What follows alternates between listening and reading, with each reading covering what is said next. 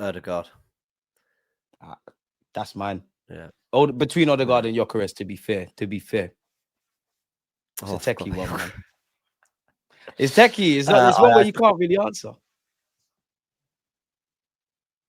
No, okay, it is Gyökeres because ultimately we've got Eze and Waneri, but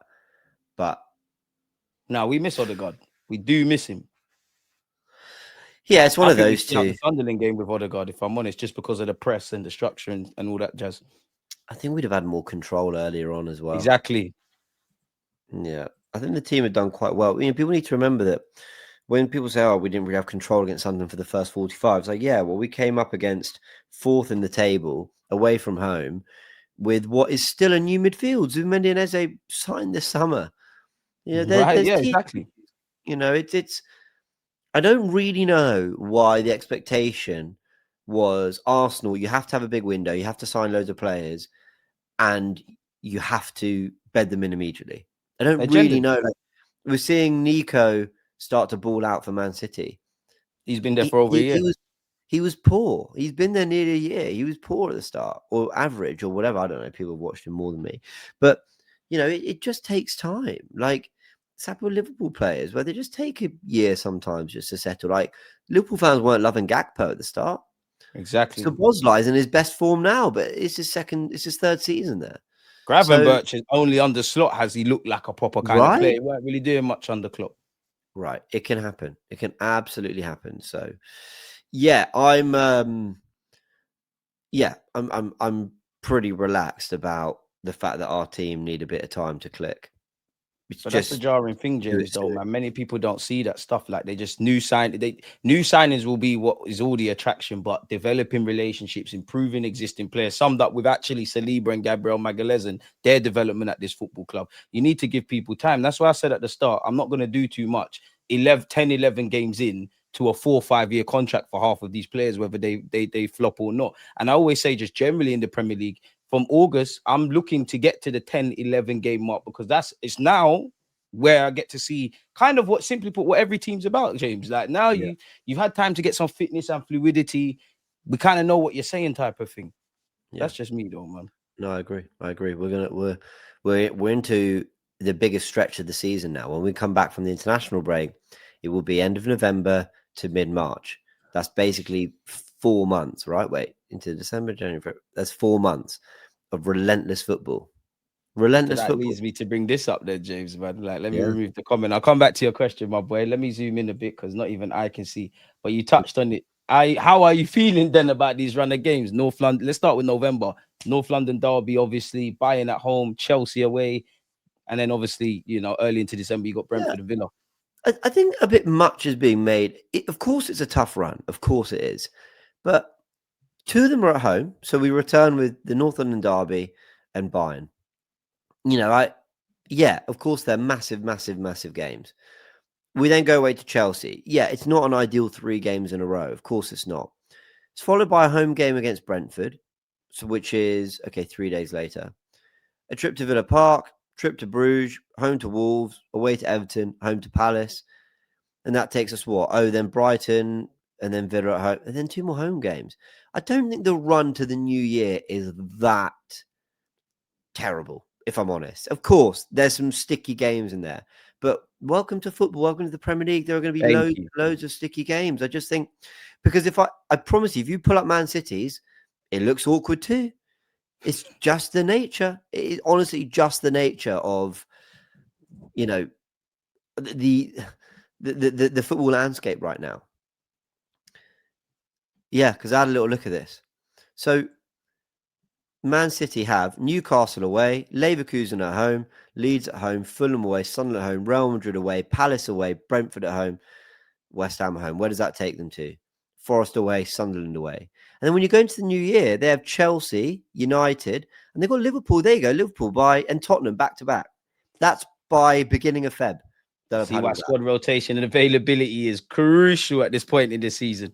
Right, so there are patches of games that are coming thick and fast for all of us. They have Man United, Tottenham, and Liverpool away, all in the space of 2 weeks. I think that is 2.5, 3 weeks. Listen, Honestly, Arsenal fans, do not get bogged down in what our fixture list looks like. Welcome to Stop. Just football. it sounds cliche, James, and people don't care. And naturally, yes, managers are looking at blocks of fixtures and saying we need X amount of points. But as cliche as it is, yeah, it is a thing of game by game. There's no point. Like right now, it has to be the North London derby. Obviously, with one eye because of the turnaround against Bayern, it can only be the North London derby. We take the good and we try and make it great. Obviously, the airs of the things that we need to improve in the Sunderland game. Football's decided at both ends. Were we as clinical in the box as we could be? Were we as good defensively as we could be? Probably not, or we would have got a result. Let's just take it and take it to a suitable level. We're not going to win all games. We're not going to keep clean sheets and all. Just thank our lucky stars. Even when it feels like a loss, we actually haven't lost. That it depends how you look at it. It could be a point gained against Sunderland. It could be 2 points because at one point in the game, both teams had to come from behind or both teams failed to hold their lead. We should be as confident as ever that we can come out of these fixtures doing well. Obviously, there's tough games there, but like you said, welcome to football, welcome to the Premier League. The only thing, when you was wheeling off and I was agreeing, the only thing I was saying in my mind is, James, I hope all our players are available. That's a great point. We need them. These things really matter when you are like, for me, honestly, focus more on injuries than fixture list. Exactly. That's what I'd say. If there's any sort of like, oh, that's going to be tough, talk about the games missed for key players and squad players, not the nature of games, because this will be the same all season. For the rest of the season, it will be tricky. The run of games we have, Facts. it just will be in different patches. What I look to more is getting everyone back, and I think you're spot on that. That's all we need. Just get players back. Who would you say is your player of the season so far? What a question, because a couple of weeks ago, it had been Calafiori, Timber's up there, Gabriel's up there, Trossard in the last few weeks has made a claim for it. I'll probably go Gabriel, but Timber is right up there. Calafiori was top for me a few weeks ago, but I think he slipped down to third maybe. So I have Timber and Gabriel too. Is Rice sneaking in there? I actually, last couple of games, like maybe not so much Sunderland, but I'm thinking Rice, you're starting to sneak into it for me. You're really getting into it. And like you said, Trossard, I don't want to ever downplay Trossard because a lot of people wanted you gone, rightly or wrongly. You're probably our best attacker at this moment. In fact, you are. You're playing out your skin. Yeah. I mean, Trossard is in sensational form, but I think the attackers need to do a little bit more for me to give it to them. Give it to the defense. 1,000,000%. And I also want to ask you as well, like, what are you saying for our young players? Not necessarily Max Down when he's 15, he's doing his thing, but the Nwanieris, the Miles Lewis Skelly's, like, what do you think the future holds for them with this season? Because I don't feel Nwaneri, unpopular opinion, I want to see Nwaneri exposed to more minutes and stuff like that.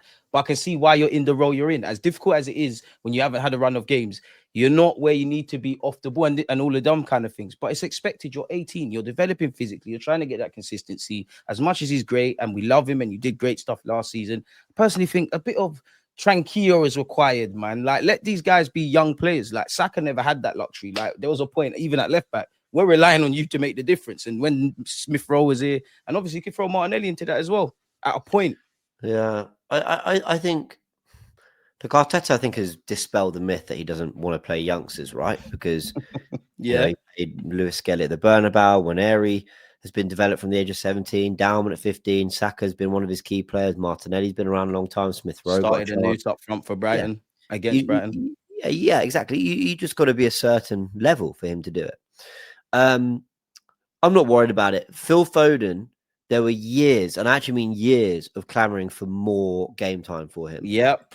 But he developed with De Bruyne, David Silva, Bernardo Silva, Sterling, Sane, Mahrez, all in his position. All of them were playing positions he could play in.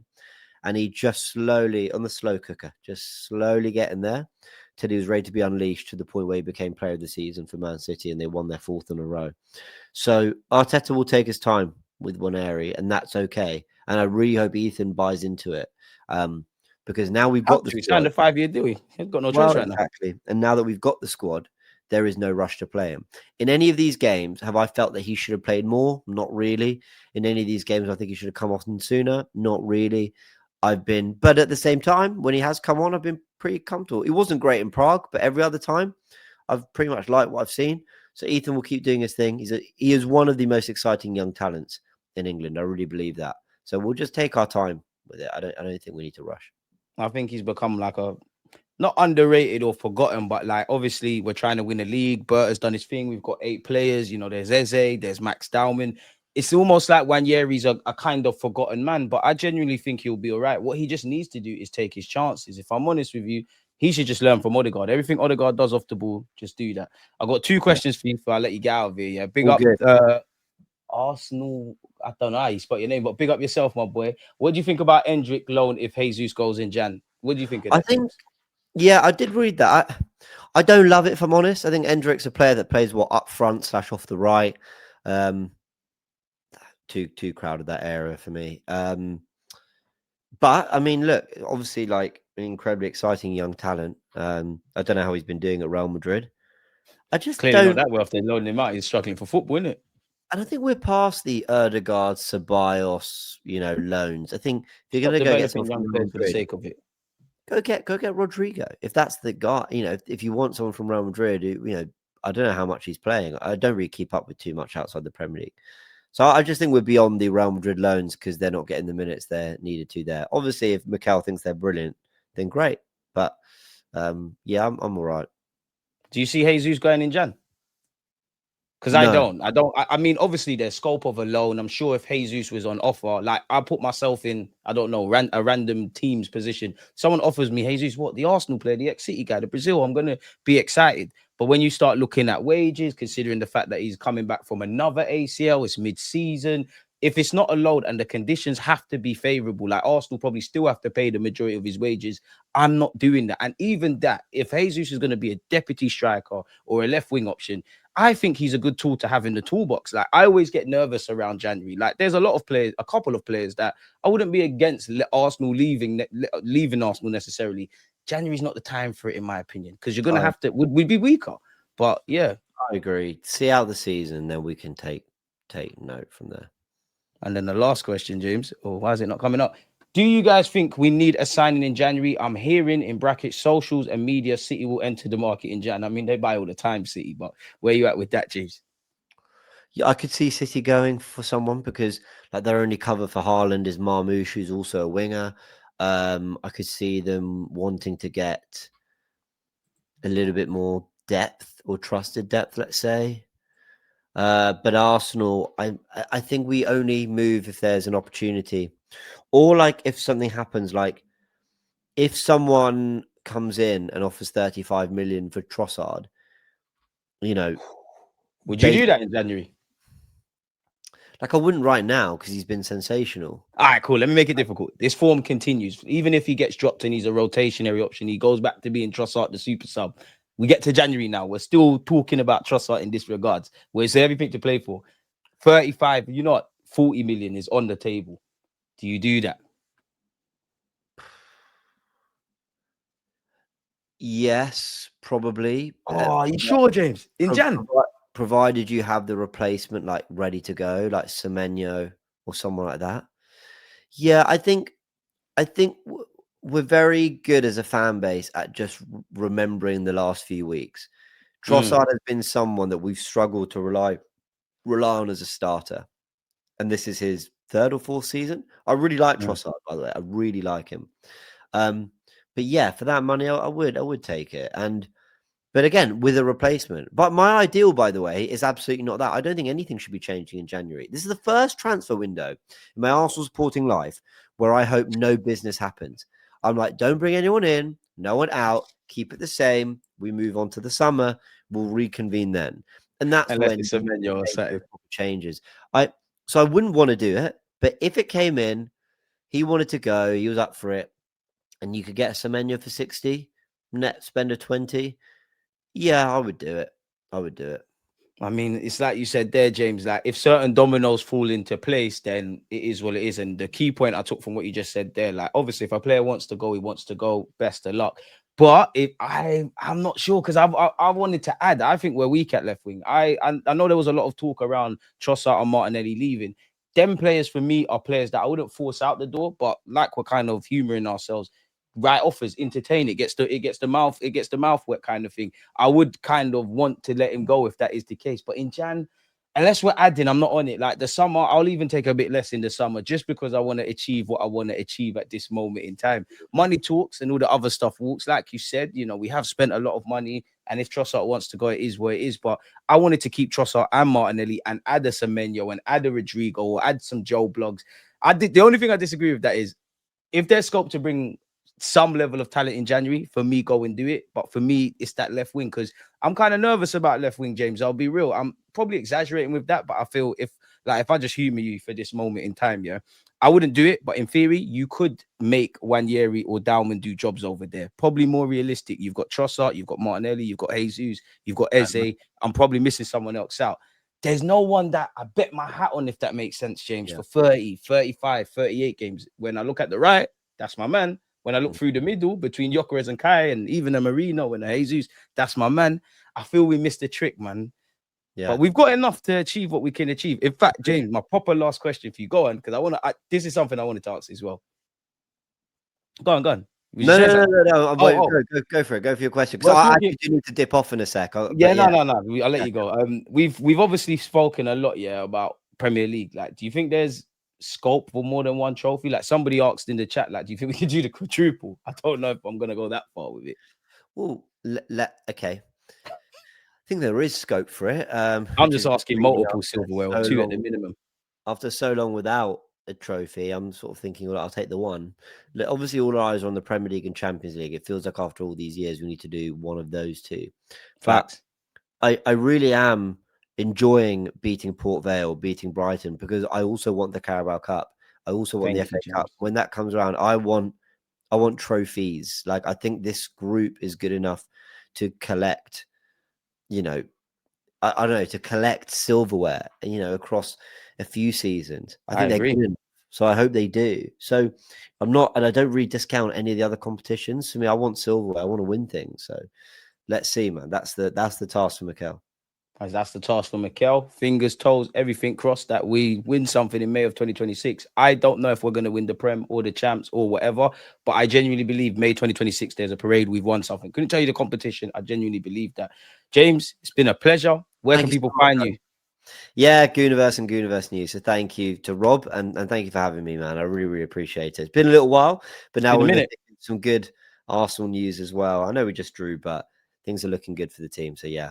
Thanks for having me, man. Appreciate it. No, I appreciate it, man. It's always refreshing hearing somebody that just actually has balanced opinions, and it's nice to just bounce opinions and ideas off you. We're gonna let James get out of here. I'm gone as well, people. I hope after you lot been banging on for me to get James, we've delivered. Smash the like button, subscribe, follow on the platforms, and most importantly, you lot stay safe, stay blessed. Come on, you Gunners, man. James, one love, my boy. Enjoy the rest of your day, and we're out.